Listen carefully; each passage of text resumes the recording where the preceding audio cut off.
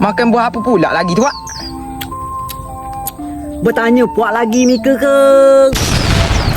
Ika buah berembang. Adik-beradik buah kedabu. Mika tak tahu ke tu? Tak mungkin Mika tak tahu. Kalau diam-diam pesisir pasti tahu Ika buah apa nama tu? Buah merembang, adik-beradik buah kedabu. Ika makan dia ni rasa dia masam. Masam mempelam belum lagi dia kering. Masam buah Ika kering.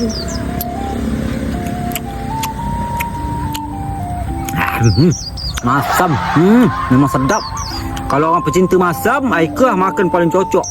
Campur garam. Buah Ika tumbuhnya dekat tepi laut. Ika bentuk di atas ke bintang, bentuk ke bawah ke bulan. Itu kata orang awak kalau main teka-teki kata orang awak ya. Kalau bertanya dengan kawan, buah-buah apa yang atas bintang bawah bulan, Ika buah dia. Buah tomatu dengan buah apa nama merembang.